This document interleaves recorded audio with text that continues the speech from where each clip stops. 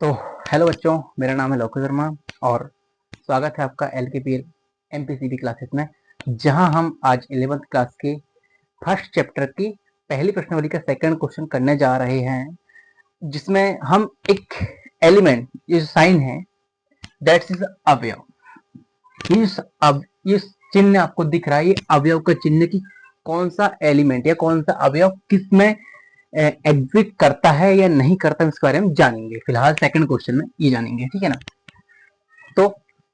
तो अगर मेरा वीडियो आपको अच्छा लगेगा तो लाइक शेयर एंड सब्सक्राइब करें, ताकि मेरा जो आने वाले वीडियो है वो आपके तक पहुंच पाए, और अपने दोस्तों को शेयर करेंगे तो उन्हीं तक ही पहुंच पाएगा। इसलिए मेरा एक ही फंडा होता है कि कर भला तो हो भला, ठीक है ना। तो चलो हम सेकंड क्वेश्चन लिख लेता हूं।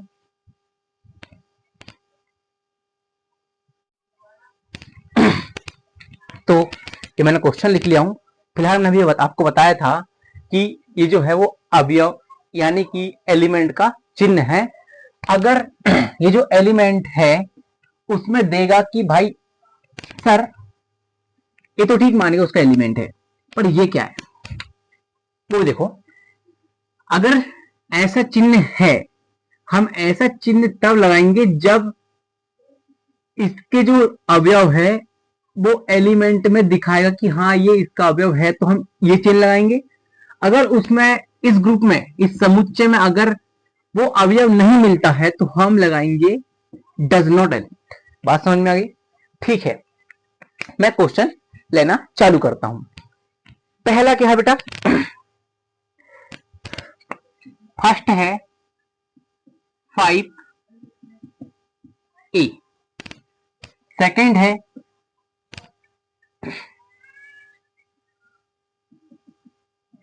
ए। आपको इन रिक्त स्थानों भरना है कि ये एलिमेंट इसका अवयव है या नहीं है, ये बताना हमको, ठीक है ना। थर्ड क्या बेटा, देख लेता हूं मैं। थर्ड है 0, उसके बाद फिर फोर्थ है ए, फिर इसका 5 है,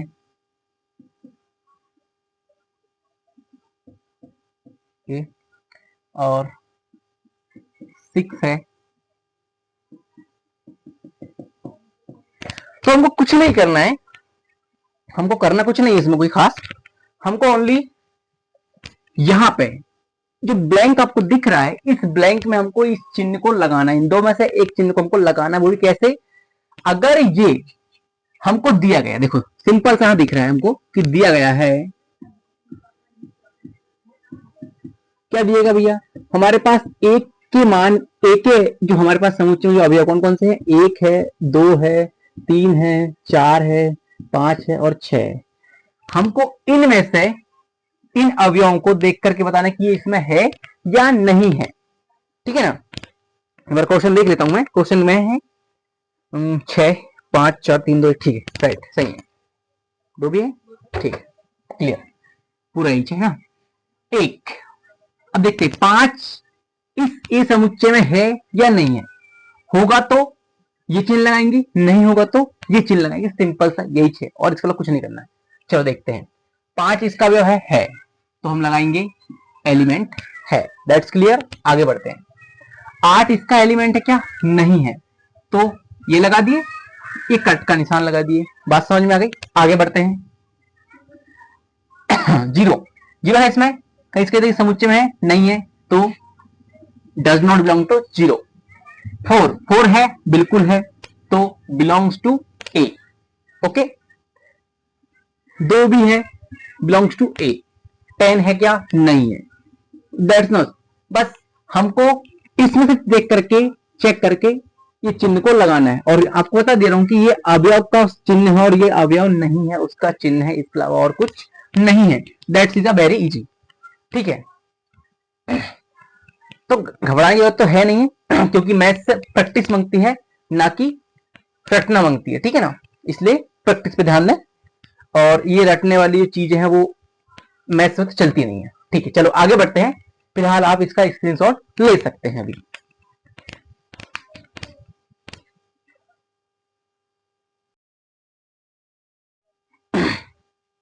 चलो हम क्वेश्चन नंबर 3 में आ गए। क्वेश्चन नंबर 3 क्या बोल रहे बेटा कि निम्नलिखित समुच्चयों को रोस्टर रूप में लिखिए। मैंने पहले बताया था कि रोस्टर रूप में कैसे लिखते हैं और सारणीबद्ध रूप में कैसे लिखते हैं, मैं पहले बता चुका हूं, आप इसको देख सकते हैं पिछले वाले लेक्चर में, ठीक है ना। ये रोस्टर रूप और समुच्चय और सारणीबद्ध रूप जो आपको तब समझ में आएगा जब आप पिछला वीडियो देख लोगे। पिछला वीडियो जो है वो इससे जस्ट पहले मिल जाएगा, आप उसको यूट्यूब में सर्च कर सकते हैं, LKPL maths chemistry physics first chapter in maths 11th। ठीक है, चलते हैं अपन आगे। क्या बोल रहे हैं यहाँ पे E इक्वल टू, इसको हमको रोस्टर रूप में लिखना है, ठीक है।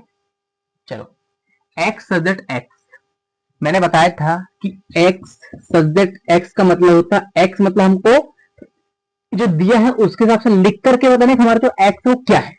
बात समझ में आ गई, ठीक है।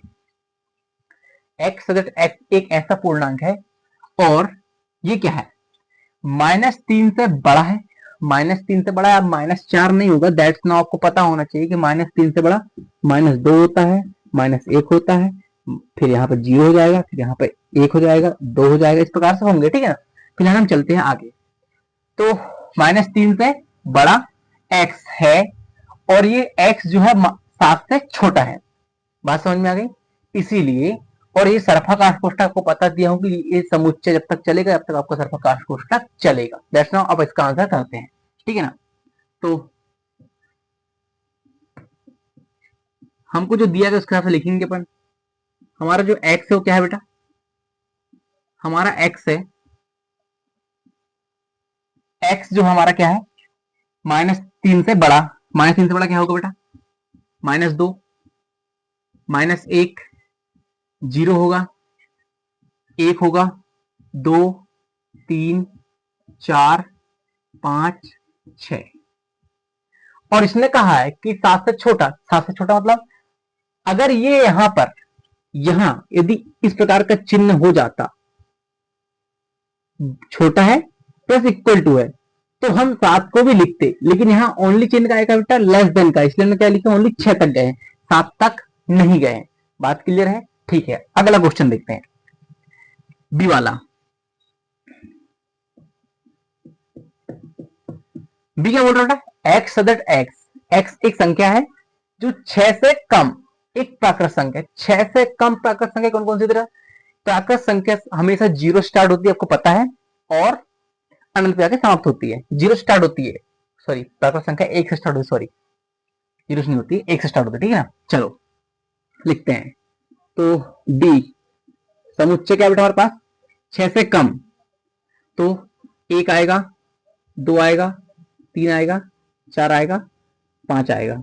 6 से कम बोला इसलिए अपन ने 6 में 5 में आकर के हमने इसको स्टॉप कर दिया है। बात समझ में आ गई, ठीक है। अगला वाला क्वेश्चन सी क्या बोल रहे बेटा, एक्स सदर एक्स दो अंकों की ऐसी संख्या है, ऐसी प्राकृत संख्या है जिसके अंकों का योगफल 8 आए, संख्याओं का योगफल 8 आना चाहिए। जैसे एग्जांपल तो बताऊं मैं, तो हम कह सकते हैं कि 2 + 6 = 8 होता है। इसके बाद फिर 4 + 4 = बेटा 8 हो जाएगा, 5 + 3 = 8 हो जाएगा। इस प्रकार से आने वाली संख्या हमको लिखकर बताना उनका योगफल कितना आना चाहिए बेटा, 8 आना चाहिए। बस हमको वो संख्या हमको लिखना है, ठीक है। कैसे लिखना देखो,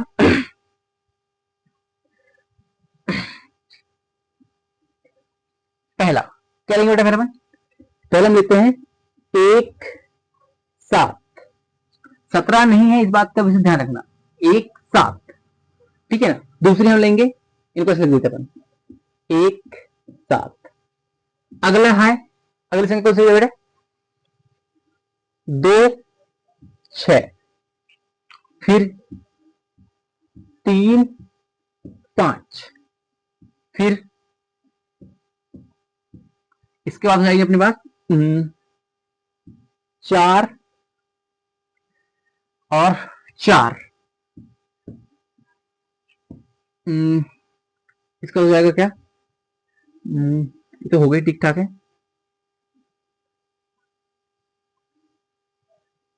8 0। इसके अलावा और कोई संख्या है क्या? नहीं है। इतने ग्रुप बनेंगे, 1 2 3 4 5। ठीक है, तो ओनली ये संख्या आएगी आपका जिनका योगफल 8 होगा। 7 और 1 8, 6 और 2 8, 5 और 3 8, ये 4 5 और 3 8, या 3 और 5 8, 4 और 4 8, और 8 और 0। बात क्लियर है? ठीक है, आप इसको स्क्रीनशॉट ले लो।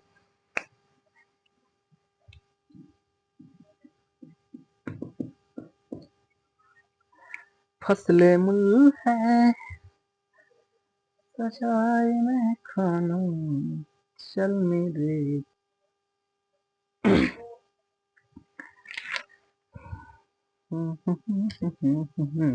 हाँ ठीक है, देखो क्या बोल रहा क्वेश्चन बेटा। क्वेश्चन में देख लिए पुराना, ठीक है ना। हम क्या देख रहे थे, क्वेश्चन क्या बोल रहा है वो देखो। चौथा नंबर क्या होता है, बोल रहा है कि एक्स सजेट एक्स एक अभाज्य संख्या है जो संख्या 60 की भाजक है। हमको अभाज्य संख्या देखना है, कौन सी 60 की भाजक। पहले सिंपल सा फंडा यही है कि भाई हम 60 का गुणनखंड तोड़ लें, जो भी आएगी वो हमारी जाएंगी अभाज्य संख्या। ठीक है, मैं यहाँ गुणनखंड तोड़ लेता हूँ बेटा। 60 लिखे, 2 का जाएगा 30, 2 15, 3 फिर 5 5 1। That's now clear. कौन कौन संख्या है बेटा? 2 3 5 आई है। ओनली 3 संख्या जो रिपीट नहीं करना है, ठीक है ना। कौन कौन से बेटा हमारे पास आई है?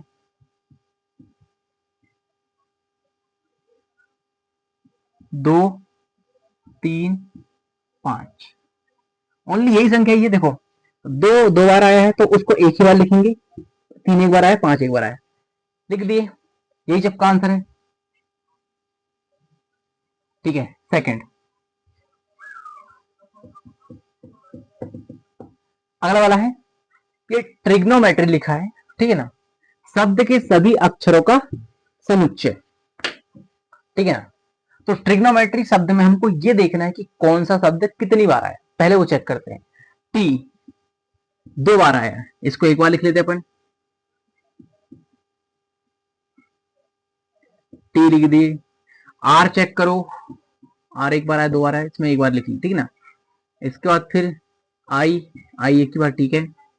इसके बाद फिर G, okay, O N M E और बाय, बस। देखो टी एक बार, आर एक बार, जी एक बार, आई एक बार, एन एक बार, ओ एक बार, एम एक बार, और ई एक बार, बाय एक बार, ठीक है। चलो ये इसका आंसर हो गया। अगला वाला एफ बराबर क्या दिया बेटा, बेटर लिखा है। हम इस बेटर शब्द के सभी अक्षरों का समुच्चय लिख रहे हैं, ठीक है ना। तो बी एक बार है, लिख दिया अपन ने, एफ इक्वल टू बी। इसके बाद फिर ई आया है, ठीक है ना। इसके बाद फिर क्या आ गया बेटा, टी। इसका फिर आर। ये इसके हो गया आंसर। तो अपना थर्ड क्वेश्चन भी हो गया एंड अप, ठीक है ना। हम देखेंगे फोर्थ क्वेश्चन, जब तक आप इसका स्क्रीनशॉट ले लीजिएगा।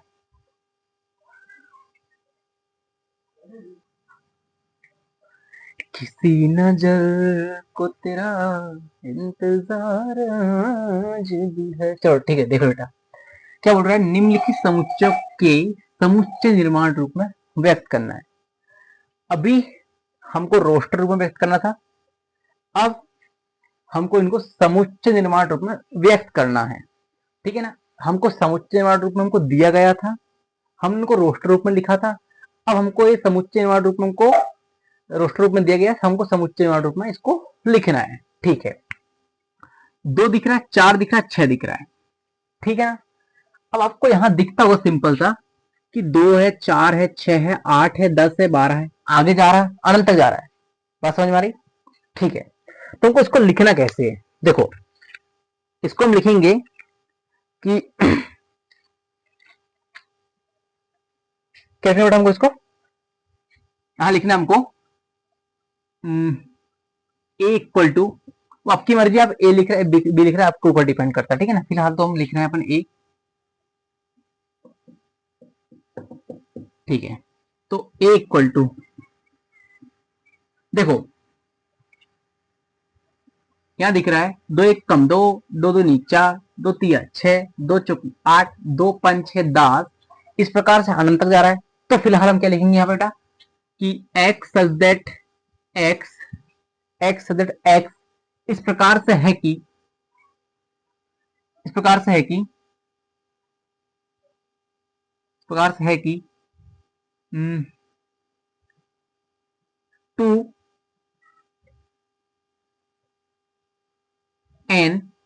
2n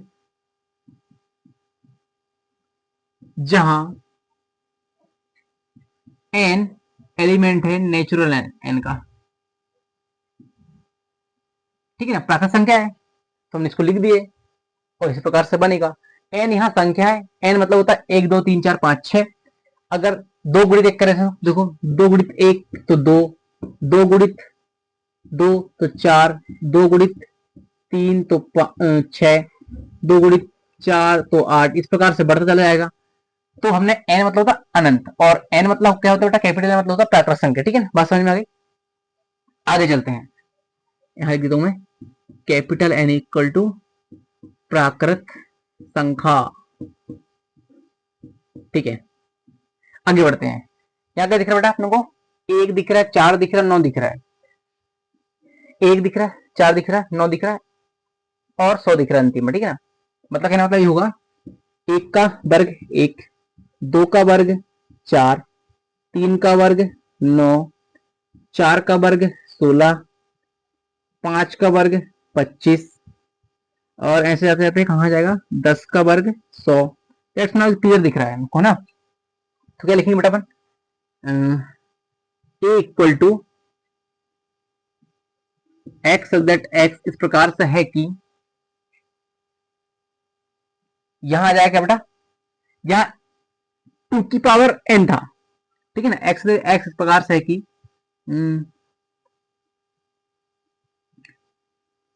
n की पावर टू, n की पावर टू, और n belongs to capital N, और ये सॉरी n जो है वो x, ओ सॉरी यार क्या हो रहा, 2 मिनट बेटा एक बार चेक करता हूं।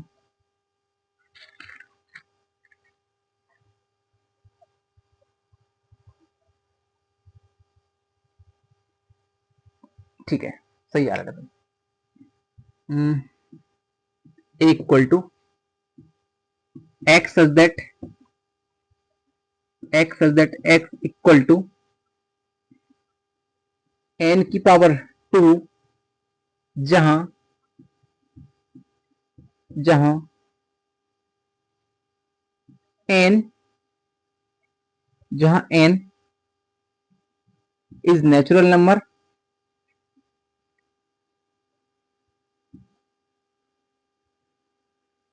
नेचुरल नंबर जो कहां स्टार्ट होता है बेटा, यहां से एक से स्टार्ट हो रहा है, एक से बड़ा, एक से बड़ा और बराबर n है, ठीक है ना, और हमारा जो है n जो है वो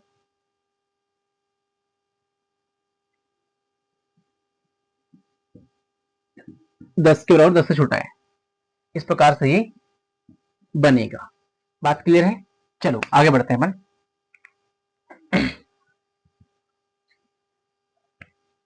सॉरी चीज नहीं बनेगा, आगे बढ़ते हैं अपन, ठीक है ना। 3 6 9 12, 3 6 9 12 हमको दिखाई दे रहा है, तीन एक कम तीन, तीन दून छह, तीन तक 3 4 12, सिंपल सा तीन का टेबल हमको दिख रहा है, ठीक है ना। इसको मैं नीचे लिख लूंगा अपन क्वेश्चन को, तो b इक्वल टू, यहां लिखेंगे अपन x सच दैट x बराबर है 3n, जहां n belongs to capital N, capital N और N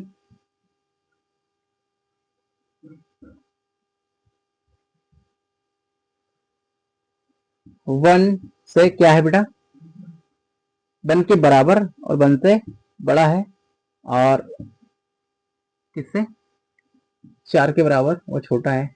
ये इस प्रकार से हो जाएगा। ठीक है, अब क्वेश्चन में चौथा देख लेते बेटा अपन।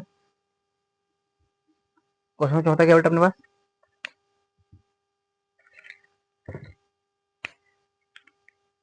2 4 6 8 32 तक है ना। ठीक है,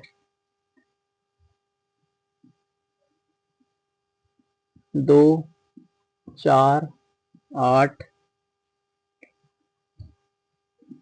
16 32। ठीक है, अब इसको लिखने आपको क्या करेंगे बेटा, सिंपल सा फंडा ये है, वो चेक करना है कि हमको करना क्या है। तो यहां पर हमको ये करना है, b इक्वल टू क्या करना है आपको, क्या लिखना है, x such that x equal to, यहां देखना है 2 की पावर कहां तक जा रहा है बेटा, 5 जा रहा है। तो देखो 2 एक कम, 2 की पावर 1, 2 दूनी 4, 2 की पावर 3, 2 की पावर 2, 2 की पावर 3, 2 की पावर 4, 2 की पावर 5 तक जा रहा है। ठीक है ना, तो क्या लिखेंगे अपन, 2 की पावर n, जहां n equal to natural number, और हमारा जो n है, n कहां स्टार्ट बेटा, n हमारा जो 1 से बराबर और 1 से बड़ा है n, और कहां तक जा रहा है बेटा, 5 तक जा रहा है कि बराबर है। ठीक है, अगला हम देखेंगे क्या करेंगे बेटा, इसको हमको दिया है 5 25 125 625। ठीक है ना, तो 5 की पावर 1, 5 की पावर 2, 5 की पावर 3 और 5 की पावर 4, ठीक है। देखो 5 से कम, 5 की पावर 1, 5 25, ठीक है ना, 25 पंचे 125, 125 और 25 चौके 625 हो जाएगा। ठीक है ना, और सॉरी 25 की पावर 4 मतलब 625। ठीक है ना, मतलब 5 की पावर 4 मतलब 625। ठीक है, आगे बढ़ते हैं, क्या लिखेंगे अपन, a equal to x that x equal to है बराबर 5 की पावर n, क्या लिखेंगे अपन, n एलिमेंट है n का, और ये एक n कहा जाएगा बेटा,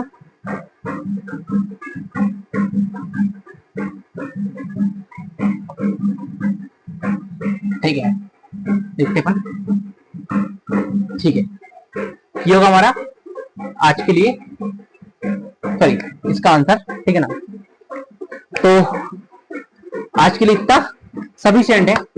मिलते अपन कल नेक्स्ट वीडियो में, और हम कल क्वेश्चन 5 को सॉल्व करेंगे, और एक क्वेश्चन होगा छठवां, और इसका प्रश्नावली हो जाएगी एंड। ठीक है ना, तो अगर वीडियो पसंद आए तो लाइक करें, शेयर करें एंड सब्सक्राइब करें। फर्स्ट टाइम बना रहा हूँ, वैसे पहले बना चुका था, पुराना जो यूट्यूब चैनल वो हट गया था। ठीक है ना, तो ये नया चैनल है, इसमें अगर कुछ थोड़ी बहुत मिस्टेक हो जाए तो उसमें आप कमेंट करके बता देना, ताकि मैं सुधार कर सकूं। ठीक है ना, फिलहाल आप सभी को गुड नाइट, जयराम जी की, बाय बाय।